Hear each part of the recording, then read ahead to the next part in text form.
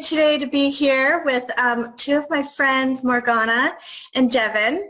And gosh, I have been following Morgana for a few years on her online programs, and one of the really important things about, I think, life in general is that we surround ourselves with people that are further on down the line than we are, so that we can learn from their experience and their expertise.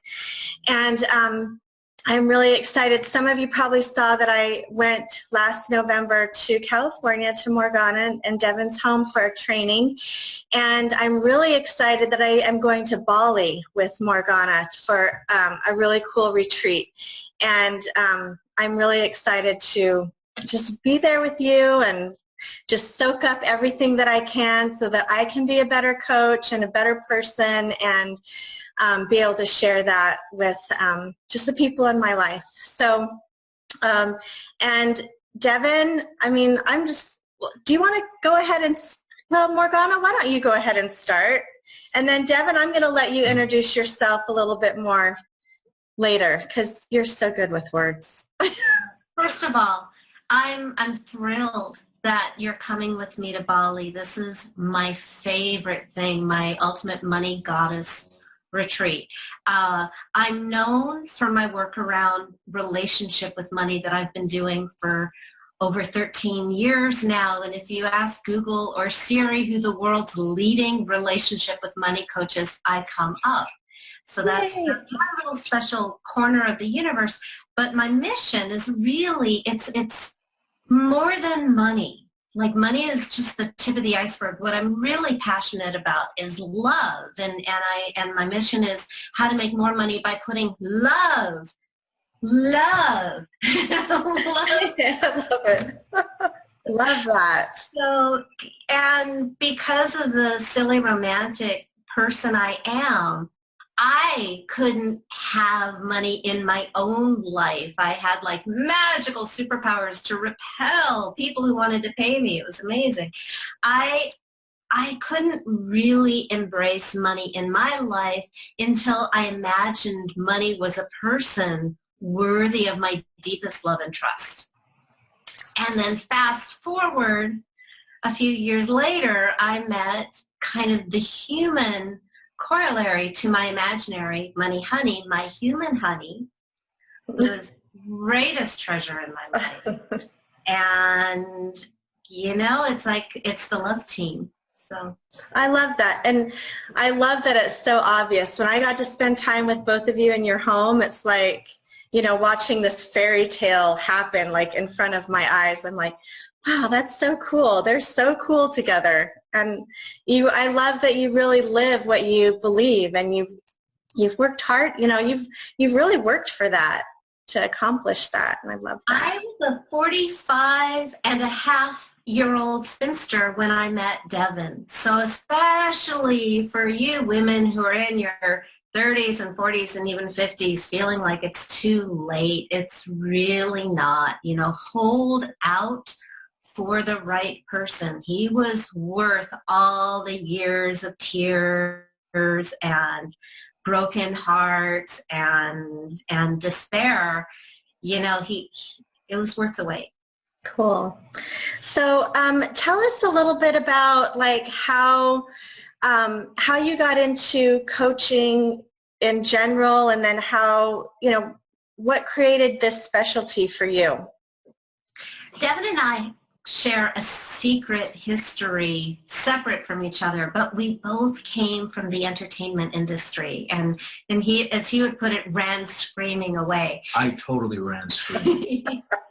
So I was a professional actress for about a decade, and somewhere in the middle of that, during one of those dark nights of the soul that happen every night when you're an actress, I enrolled in a coaching program for the entertainment industry, and it turned my whole world around, where I had been feeling like the little beggar child at the table of the grown-ups. And then I discovered that, whoa, we're all beggar children at the table of the grown-ups. The writers and the directors and the producers are like hat out in hand begging for investors and people to say yes, just like me. And I started becoming a coach for the company that I took the class with. People would pay them the big money, and I would just be a volunteer coach. And I would do that once or twice a year for about 6 years just because I needed a vacation from hustling for Morgana. So it was like just to feed my soul. And things happened instantly. Like the first time I started coaching, I fell in love with my group of 8 or 10 people. And one of my actors was nominated for an Annie, the housewife from Maryland who had no credits at all. She was so talented. I introduced her to the right people, and she got a staff job on a hit primetime TV show. An actress without credits. She got, she started getting big movies and TV shows, and it was like I had the magic touch. And more than that, I liked who I was when I was focusing on helping other people. Right. So later I was getting all these parts as an actress, and I was miserable, and I didn't like who I was. I was so self-absorbed and insecure and lying about my age, and I had such a bad attitude, and I had a moment of clarity thinking, wow, I have such a bad attitude. I hate the projects I'm on. I really should step aside and let somebody with a better attitude do this instead. But I liked myself, and I loved the relationships when I was helping other people. And I was helping, I think one of my last clients was, a first-time director, and we sold his film for $500,000. And I got curious, hey, I wonder if you can make a living doing this. And that's how I made the transition into becoming a professional coach 16 years ago. Wow. Amateur coach 20 years ago. Wow, you made me get even more excited about coming to Bali. I'm so excited. So, so let me ask you, what did it take for you to really you were pretty set in the acting. You were miserable, it sounded like. You were not happy with who you were, right? I loved it. But, okay. No, I didn't love it anymore. Okay. And then that was like my signal that it was time to pivot. Awesome. What do you think gave you the courage to make the pivot? Because I know there are lots of people out there that just kind of this is just how my life is. This is, I'm just stuck here in this job. I don't love it, but it's okay. What for you gave you that courage to make the shift? That's a good question. I don't think I'm the kind of person who just says this is how life is. I was a ballerina, and I was, getting great roles in companies, and then I let that go when I was 16. And so I have a lifetime history of I don't quit until I know that I can accomplish what I want to do. I don't quit while I'm losing because I'm too stubborn, so I wait until I succeed, and then it's like, do I want this? No, I don't want this anymore. And I think that was, and then I found something that I loved more in this instance. There's and Devin's a big fan of this guy too, Buckminster Fuller, the philosopher physicist from the 20th century, had he asked the question, why do we set goals? Because, you set the goal, I want to do this, and then you get the goal, and as soon as you get that goal, you're on to the next one. So you never really reach your destination so what's the point? Why do we bother if there keeps moving? And so he told the story of how bees go to a flower and they think they're going to the flower to collect the nectar to bring back to the hive and make the honey and feed everybody. But while they're doing that, they're getting pollen all over their feet, and they are pollinating the entire planet. So all of the flowers and all of the fruit trees are because of these bees. So the bees think that their purpose is to get the nectar, but their real life purpose is always at a 90-degree angle from their focus. So like when I was acting, maybe my real life purpose was to discover coaching. And now I'm coaching and, you know, maybe my real life purpose has shifted to something else. Okay. So it was just time. Right. I love that. I love how aware you are. What were you going to say, Devin? I was going to say, I have a pivot story. Well, please, we need to hear from you. Tell us. Good. Oh, I was here. So basically, Sorry. I was in my early 20s.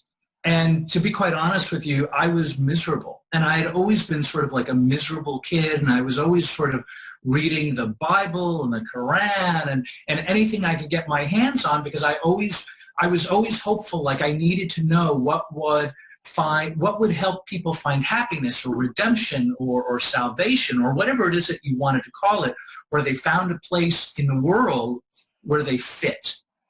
And I wasn't that guy. I didn't know what that place was for me.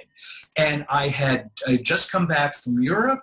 I was sad. I had no money. I was living in my parents' house, and I had these every morning, like the only thing that I did that was sort of consistent is I would go running. And I had this old pair of Nike high tops that were faded as beyond faded could be. There was holes in the bottom of the shoes. And I was just this sad guy running in the rain. And I remember one morning I put on the shoes, and in one of them there was something inside of it, like, you know, preventing me from putting it on. And I apologize to you. I apologize to your audience. I apologize to anybody who could be listening to this, but I shook out the contents of the shoe and out rolled a severed rat head. Oh. And it was staring up at me with that snarl, like this last vision of its life, with the black marble eyes staring up at me. And I realized in a moment this was like a special moment, a gift between me and the house cat. And so, you know, next to the severed rat head was like a little rat paw, and maybe a foot or two from that was like a little pile of rat gizzards. And so, I mean, I did what a normal person would do, which was I collected everything up, I threw it away, and then I put my shoes on and started to run out the door. Oh, gross. But that's when it occurred to me. Here's the pivot. It was, where's the rest of the rat? So I went back inside and I looked under the bed and I looked under the table and I looked under the dresser and I looked everywhere, because it's really not acceptable to have a half a dead rat hiding in my house. And I'm sure people at home understand this, whether they have cats or not. But what it equated it to for me was that my life was about sort of like trying to dispose of the rat that I could see, the things that were not working in my life. It was only then when I realized that I had to start looking under stuff to find the rest of the rat that was inside of me that was no longer acceptable. I had to start taking different actions. I had to start doing different things in my life that would lead me to the kinds of salvation and redemption and happiness that I was hoping to find. And it was scary. But the pivot was, is it acceptable for me to be running around with that? Is it acceptable to sort of like not look inward to find what was, you know, it was easy for me to point at the miscarriages of justice, and if I was only more understood, or if I could only find the right girl or the right job or the right anything, if I could find those right collection of things, then I could soar. But that wasn't really the problem. It wasn't my external world. It was my internal world that really needed some examination. And so that was sort of the start of my life. And I'm grateful that my life has changed in ways that, like, I didn't even think possible. So, I mean, I lead a pretty fabulous life. And I mean, you know, obviously I'm a very lucky guy. Obviously. So that rat really was the gift. That was the gift of helping you wake up to, you know, that something internally needed to change. You were 20 when that happened? No. I was further along. I was okay. I'm like, okay. Yeah. If I was in my 20s, I think I would have just been drunk laying on the shag carpet, surrounded by cigarette butts or something. You know, like me at 20 was not a pretty picture. I mean, but the good news is that I think it's very seldom that people in their early 20s are a pretty picture. I mean, right. being adult and going after the kinds of things that you want in your life is a process. We as individuals are an evolution. And so the good news is that, you know, I might have been a complete disaster at 20, and by the time I was sort of like in my early mid-20s, I was really starting to look at what it was that I was hoping to achieve, not only as sort of like a member of society, but the kind of man that I wanted to be. All right, cool. So how did you start that process, and like what influenced you in making those changes, as far as and how has it affected your life now? Well, that's, as you might imagine, a huge question, but really what thank Sorry. you. Just, you know, No, I get it, of course. You were going to be here for 2 hours, right? Yeah, no, we're good. We're good to go. So really what happened for me is that shortly after the rat in my shoe, I started seeking. I actually had a dream. There's a bookstore in Los Angeles they closed recently, but they were around for years, called the Bodhi Tree. And I had little money, but I had this dream that if I went there, and it was like a spiritual bookstore, and I figured if I went there, books would fly off the shelf, like magically, and I would be somehow cured and better, and all this other great stuff. And what I ended up doing is I went there the following day with like a few crumpled dollars in my pocket, and I started looking, and surprisingly, nothing jumped off the shelf, not a book.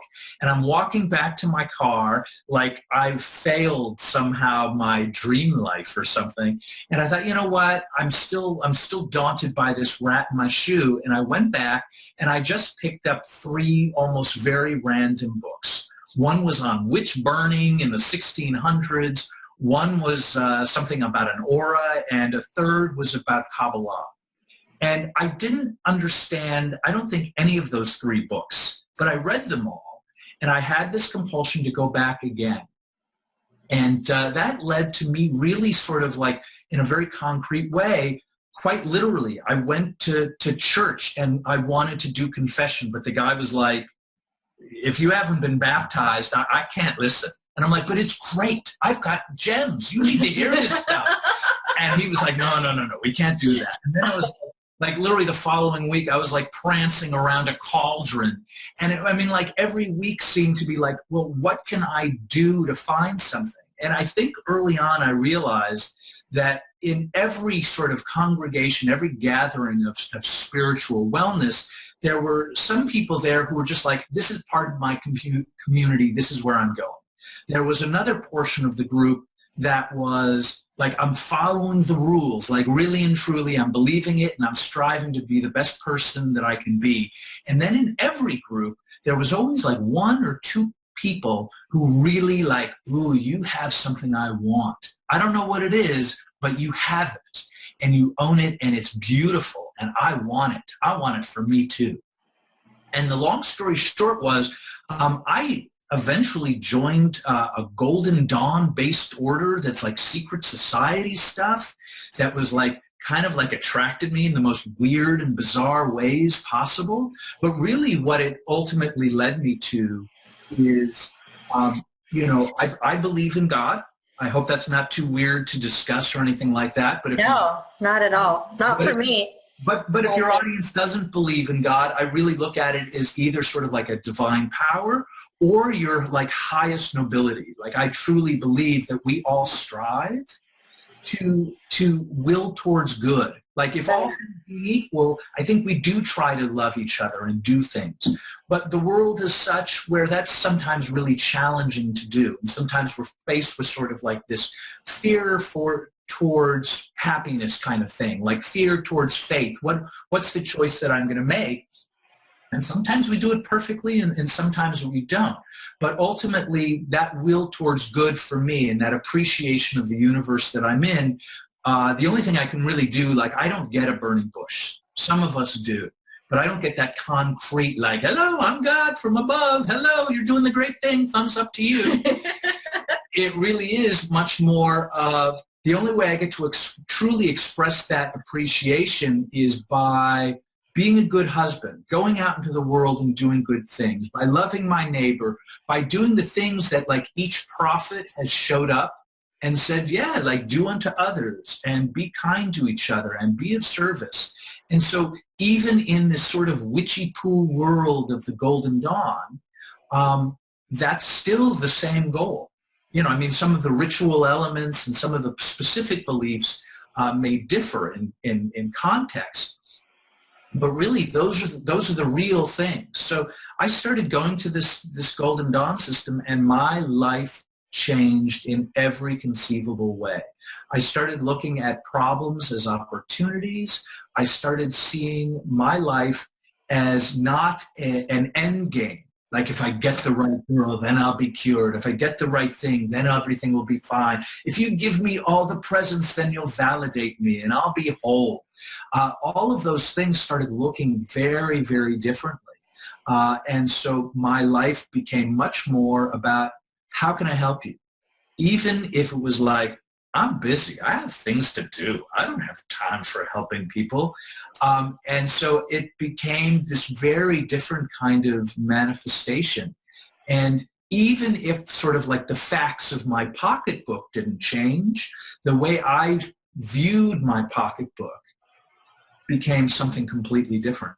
Right. And so I personally got immersed in Kabbalah, and some of the more mystical elements of the universe, but it's given me great happiness and I think perhaps some insight into the world that we live in.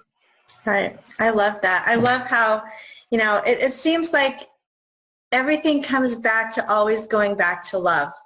You know, whatever you feel like that source comes from, when that is like the true motivation, and when that is where you're coming from and you're extending that out, it seems like everything else will fall into place. Your relationships, your bank account, your business success, your, you know, just your, even, and most importantly, just your inner peace, that having that connection. So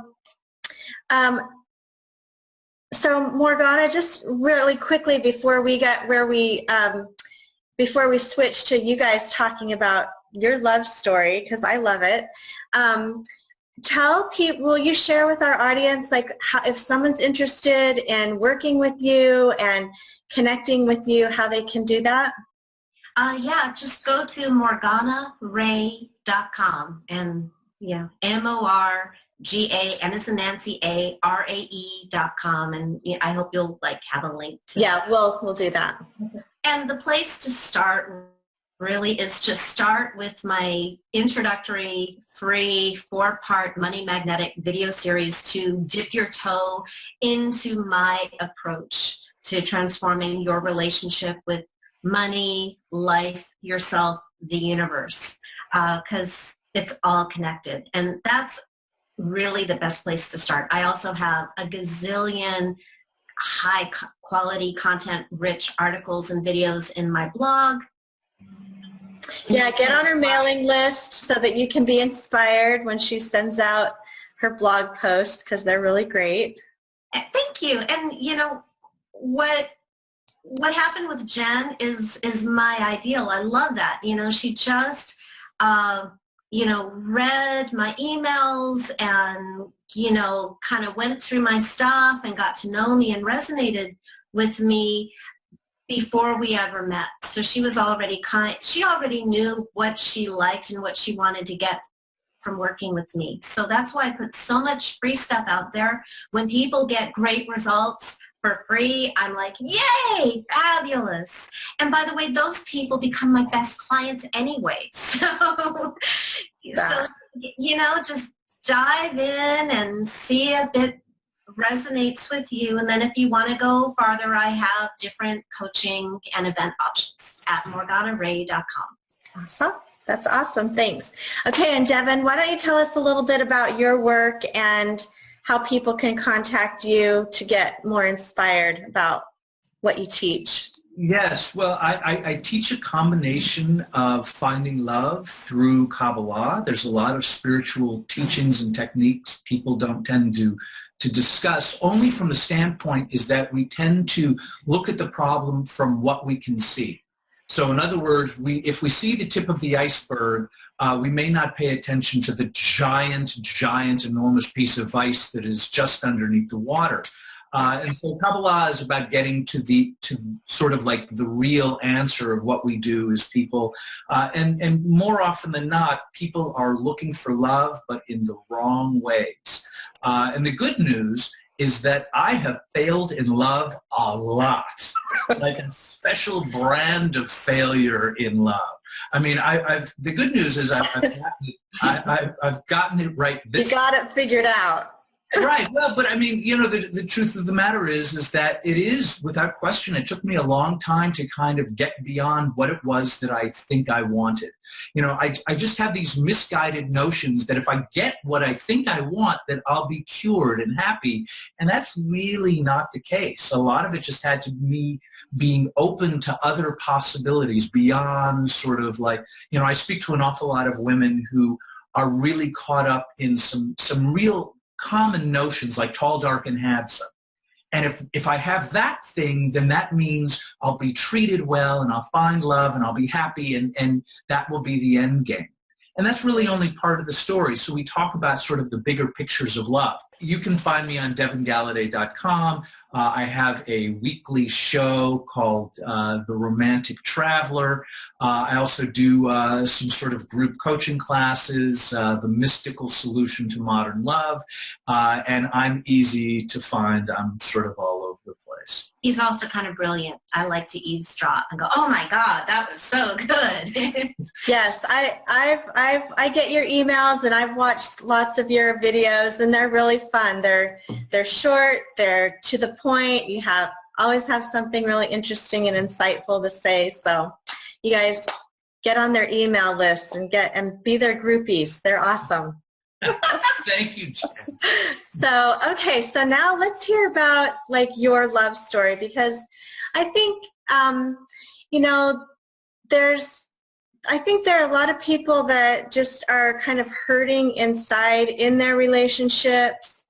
A lot of that comes from just baggage, you know, family baggage that they bring to a relationship. And you know, as you guys have talked about, it's just kind of a process of figuring out, you know, kind of overcoming that inner battle or those inner struggles to really be able to figure out what you really want and really find that happiness from the inside out. So will you tell us kind of how you guys got together and how that process for you helped you find each other?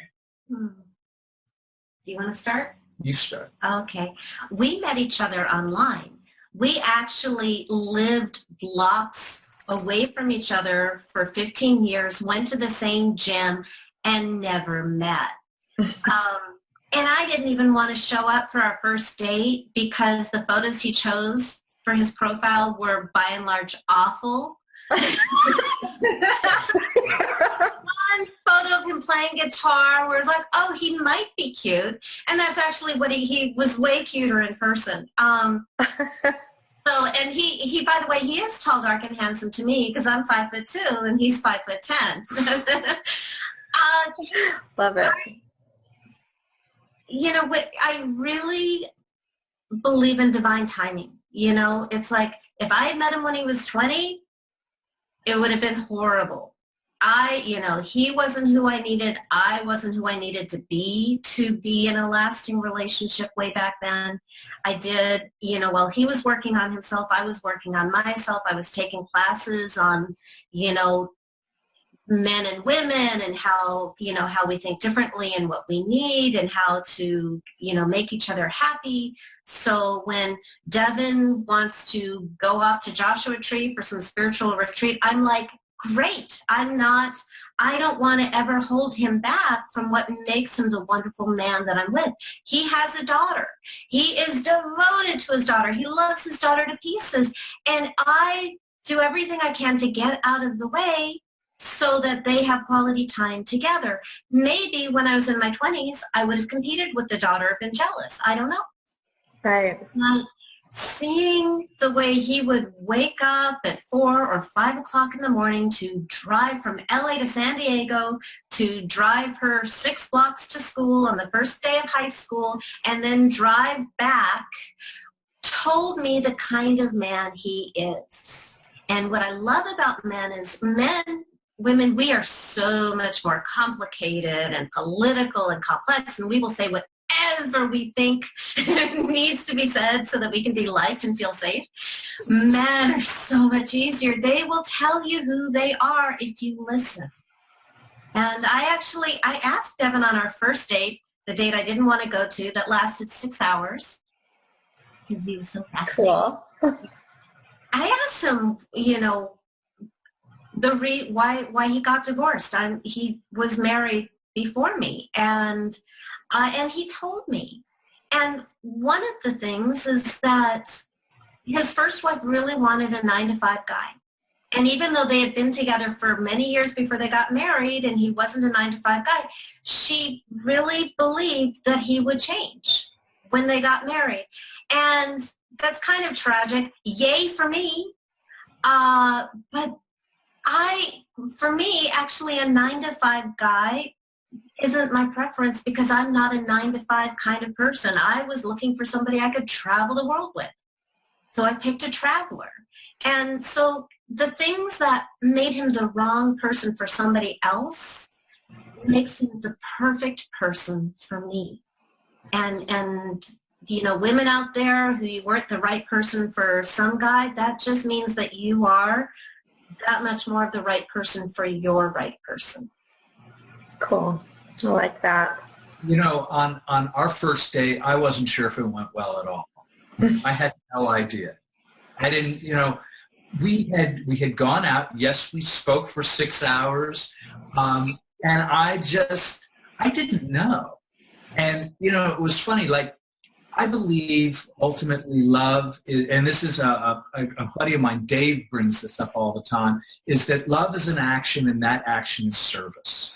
And I believe that. I believe that you go out into the world and you do good things and you put somebody else's needs above your own. And I think it's scary and sometimes very hard to do. And I kept thinking to myself that, again, I have this misguided notion of what it is that I think that I want. And I thought, oh, here's this beautiful woman, we're getting along, but I don't know. And in the past, I think I would have taken that I don't know as, oh, that's not good enough. There has to be some sort of a thing that, some sort of a burning bush that will let me know. Mm-hmm. And I just kind of put it out. I kind of let the universe take care of it. You know what I mean? Like, I try to, it's funny that for a long time I have this notion of sort of like the divine. And the way I was raised, the sort of the white guy on the golden throne with the long white beard and the angry smiting finger couldn't work for me. And that was just the poor conception that I was given as a kid. And so what I was like, somebody suggested to me, well, you just choose anything. Choose anything that is beyond yourself. And what I ended up doing is I was listening to a lot of jazz, and I picked Miles Davis, almost like as well, he's this heroin user and a bit of a nut, and he was sort of the master of chaotic harmony. And I thought, well, okay, I'll use that.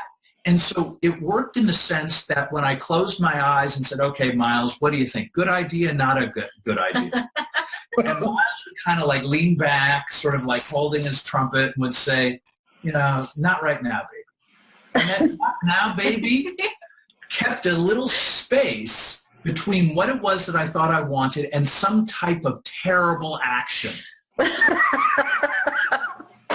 So I love your honesty.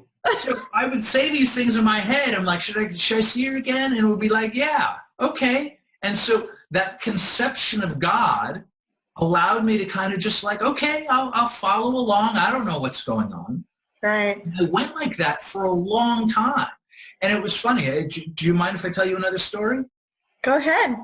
We're good on time. Oh, good. I'm glad. So I am, as Morgana was suggesting, that I am a traveler. I actually am an editor of an online travel magazine for the last 12 years called In the Know Traveler. And so I was literally on safari in South Africa, and Morgana was leading a retreat in Bali. And the only way I could talk to her, because her day started at 9 a.m. with these women, the only way I could talk to her was to Skype with her on this terrible internet connection from a campsite in South Africa by the Botswana border.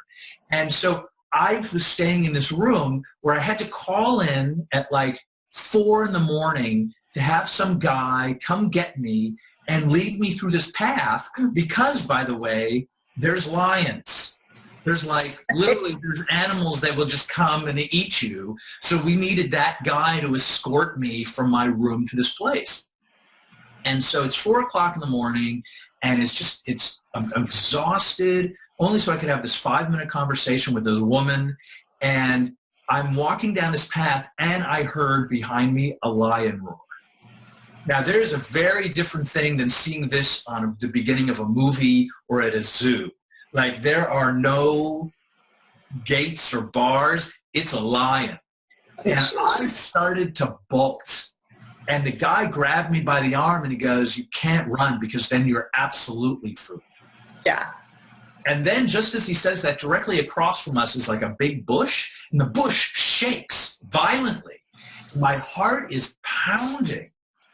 And so I took some deep breaths, and he eventually walked me back, to this place. And then he had to go inspect to see if there was lions running around. He was a nut. Anyway, I'm in this room, and I'm thinking to myself, why am I putting myself through this? Why am I 4 o'clock in the morning braving lions and crazy bush rattling monsters? And I thought, oh, because this is it. This is my burning. Wow. This was like, why else would I go and put myself through this other than for love? And it took me I didn't even know it. Yes, I was in love with her. I knew it before then. But it was at this moment was oh, now I've got it. Yeah, I love that. The moment that took place was the moment that I knew the answer.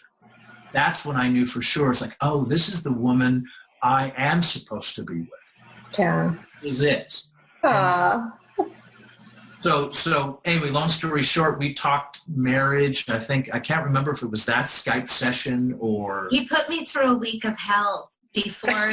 I don't think I'm the right man for you because. I don't think you're the right woman for me because. And I thought he was breaking up with me on every call. And then he would patch it up in a way that only Devin can do. And it's I'm only having this conversation with you because I care about you so much and I want this to work. And I'd be like...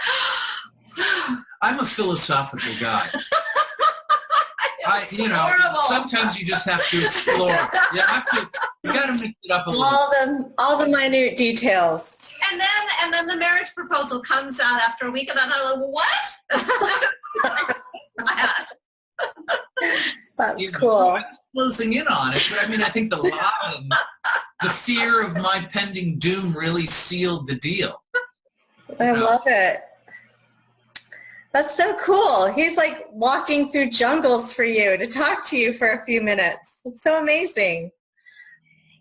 I'm grateful, that I love him to pieces. And I love his philosophy on love. I think it makes me a better person. Interestingly, in the first year and a half of our relationship, all these feelings of self-loathing that I had no idea were there just kind of rose up in me. It was so weird. I was such a confident, self-loving, autonomous human being, and then I fell in love. And all of this stuff that had been lurking below the surface of unworthiness started showing up because I was being so well loved, and it was not my history. Right. And I'm in, this Facebook group, and I knew I wanted to talk about this. There was this meme that showed up a week or two ago of like this photograph of a basket with a bottle of champagne and just cash. And this woman is saying that she, is open to the universe bringing her a man who will be generous and give her gifts and blah, blah, blah. And it was just, seeing that was so like tragic and ill-making to me, because it takes away her power, and there's no love there. Right. That is objectifying the guy. She's not bringing anything to the table, and she thinks that'll make her happy, and that's not love.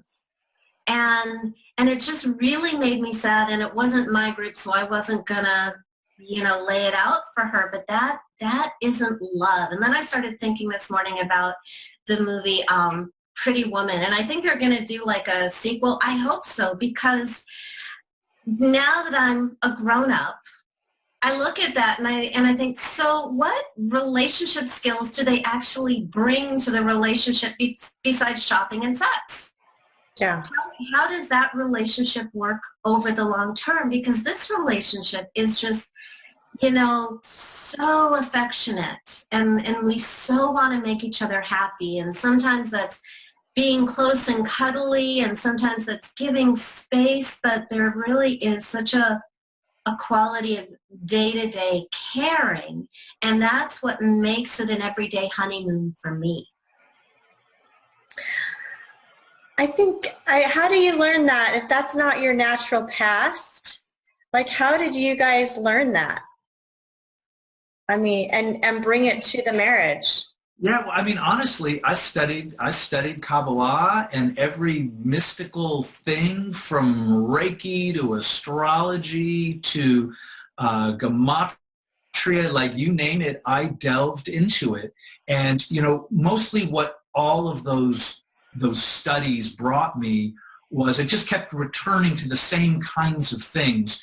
It's really not about me. Like a relationship isn't really like, don't get me wrong, she's cute, she's beautiful, she's funny, she's kind, she's smart, she's all these things that you want in a person, but really at the end of the day, the relationship is about working out the nonsense that I'm carrying around with me. Right. It's an opportunity for me to put love, and when I say love, I mean Morgana, first.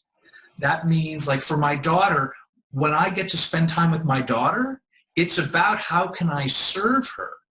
And when I do that, like, I don't know what most people's brains are like, but sometimes I will get caught up, and it could be anything from like something really serious to the gas bill. And the idea of all the things that could go wrong. No, of course, it's okay. All the things that could go wrong are dancing around in my head in really complicated, sometimes really scary ways. Mm-hmm. And the only way that thing gets turned off is when I do something for somebody else without me. By the way, like there's two kinds of love. One is the love where you're just putting the needs of somebody else first. And sometimes that's easy when everything's working right for you.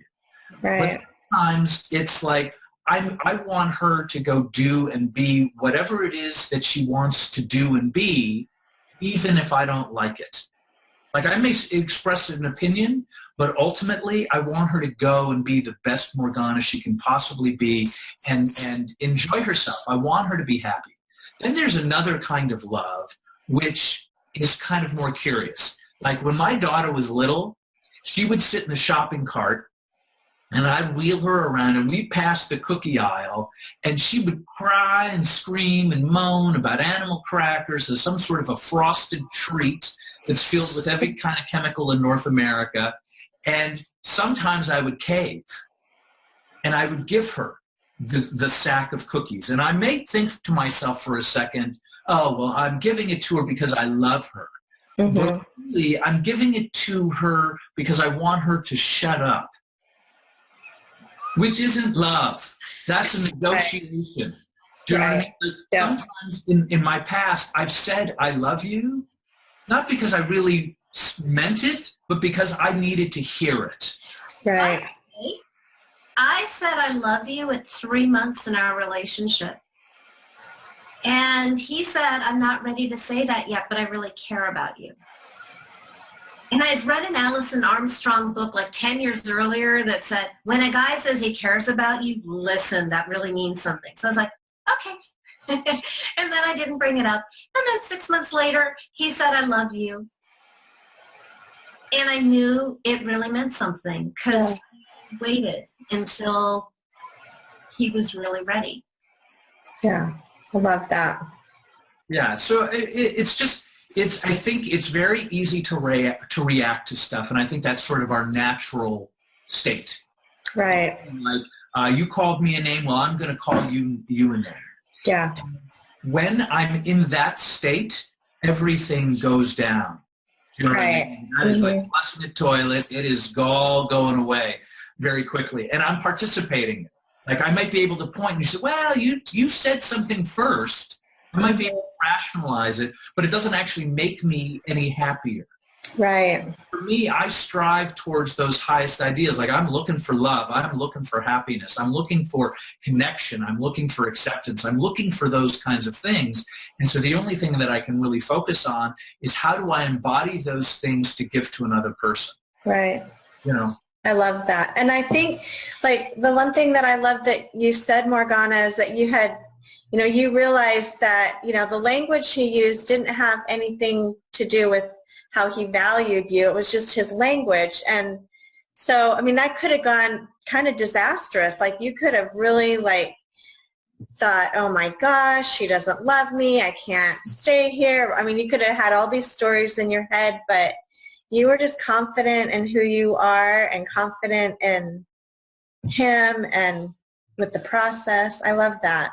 Well, and Devin may not know this, but like a year earlier, I was really infatuated with somebody else that I was dating, who I thought was the one.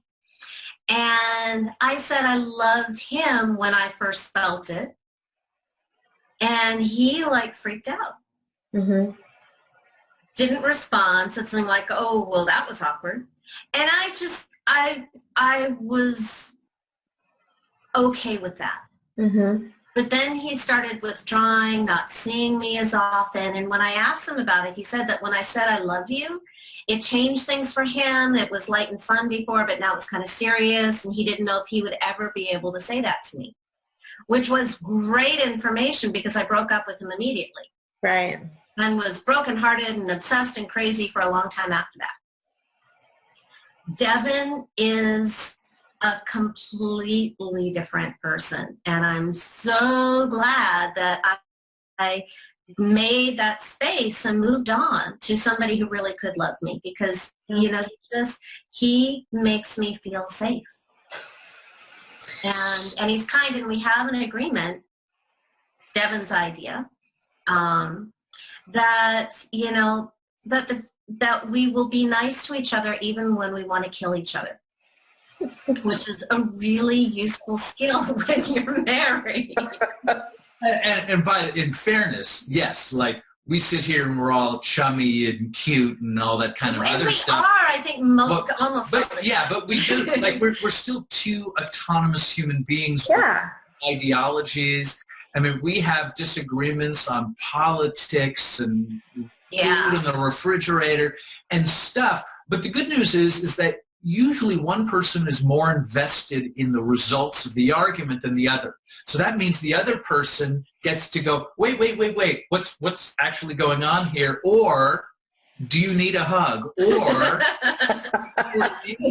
there's other things that we can do rather than doing this thing. Right. Be right. I learned a long time ago that I can be either happy or I can be right. And me being right is all about my ego and what I think. I'm the king of the world. How dare you have a different opinion than I do? And so when I do that, I'm the king of the world thing like that, it doesn't serve anybody. The woman I love, my kid, nobody. But it's, again, it's all a process. We just try to do the best we can. Cool. Like we had a real issue early in the marriage. Like certain things that were okay when we were dating were suddenly not okay when we were married, including my propensity to wear like super low-cut cleavage bearing stuff. And I've been doing that for 47 and a half years. What do you mean? What do you mean that's not okay? That is a lot of bosom.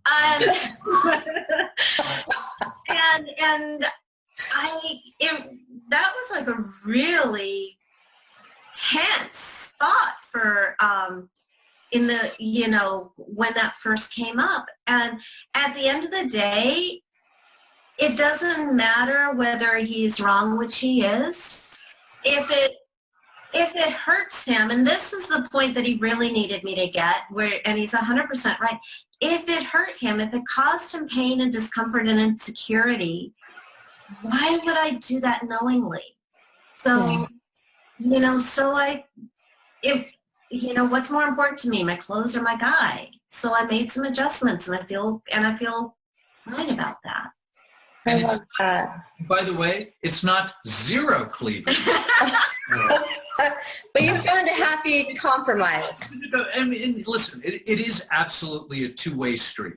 Yeah. We are like, I'm doing the best that I can, and there's things that we come in with baggage, we come in with stuff, and some of that stuff is a negotiation. So there is give and take. I'm not expecting her to dress like a nun or wear a burqa or do something like that. I expect her to be the beautiful woman that she's always been. So, but it's like, I mean, we all have our stuff, but none of it, very seldom, like I would say there's a handful of things that are really deal breakers within the confines of a relationship. Yeah. But for the most part, most of this stuff is really like, oh, come on, really? Like, we can work through this. We can figure out a way. There's a negotiation here. There's a way we can do stuff with love. But again, make no mistake, you know, the relationships are always about, you know, we're working out our nonsense with each other. I love that. I love that. I was going to have you guys like tell like three, you know, your top 3 tips for staying together, but you have given us so many little treasures in here. I'm just going to let our audience go back through and listen again and pull out what you said, because I mean, I think the biggest one is what you just said, is just we're responsible for working out our own stuff so that we can show up in our life and our relationships in the best way possible, with love and all of that. But you guys gave some really great. I do want to hear about your whole, like, all of your weddings, like that. Tell us about that. Well, okay, again, because I publish travel, I get, you know, I feel bad for me. I travel a lot. And I get to travel to international destinations, and, you know, I know how to call and how to contact them, and I get a lot of free perks. It's pretty groovy. And so I had a trip to Puerto Vallarta, an assignment, and it just so happened we had just gotten married, maybe within a month, and we were in Puerto Vallarta, and we are walking downtown, and we are passing sort of their iconic cathedral, Our Lady of Guadalupe. It's beautiful with the vaulted ceilings, and it's beautiful and spiritual, and there's something different about the air, and we're walking past it. And I literally turned to her and said, hey, why don't we get married again right now in there? And she was like, absolutely. And ironically, the woman next to us was a fellow travel writer. I didn't know her very well, but really nice woman, Tamale. And she said to me, she said, you know, I'm ordained. And I'm like, really? Here, take my ring. Take my ring.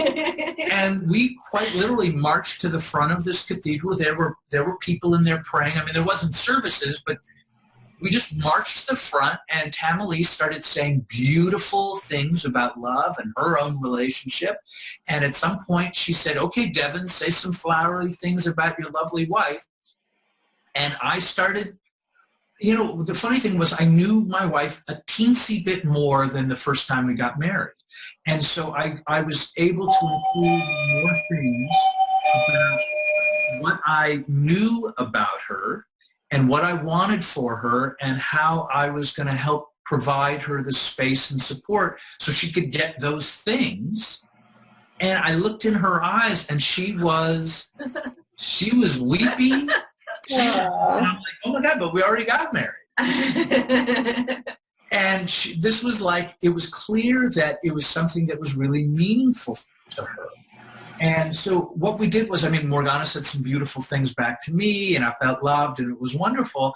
And probably within a week, I thought to myself, we need to do this often. This needs to be a thing. And we took a trip together, and we got married everywhere.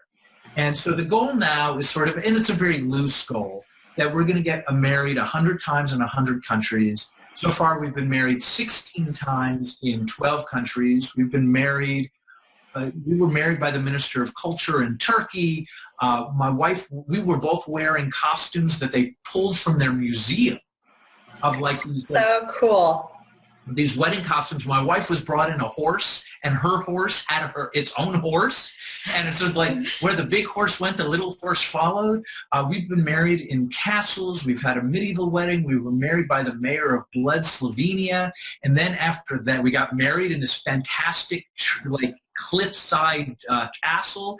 I then had to carry up my wife up the 100 steps. Are you sure you want to do this?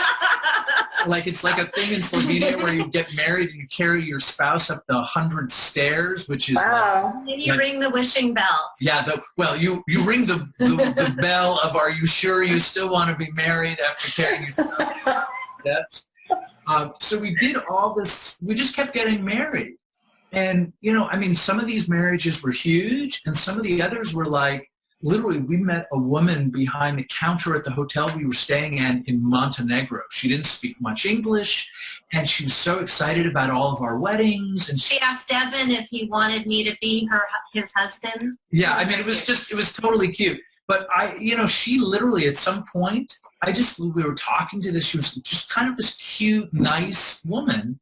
And I said to her, oh, you know what? You're going to marry us. And she like burst into tears and ran out of the room.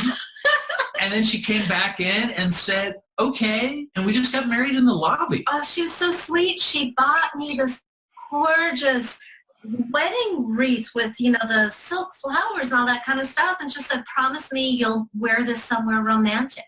Oh. Yeah. And so on the outside, the weddings have been sort of ridiculous and fantastic and wonderful and inspiring. But really what it comes down to is that there are times where we're setting aside, where I am telling my wife in the most uncertain of terms how much I love her, what I want for her happiness, how I plan to provide that happiness for her.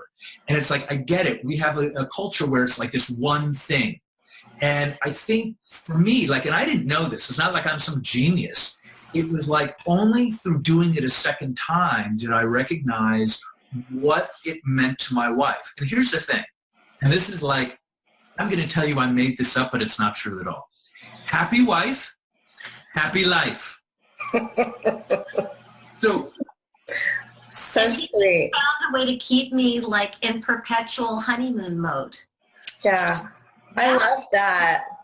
Gooey, happy, blissed out. And by the way, a girlfriend of mine made this mug. This is from our wedding in Serbia. Cool. Which was very odd. It was beautiful. It was a dual wedding with a big celebrity there.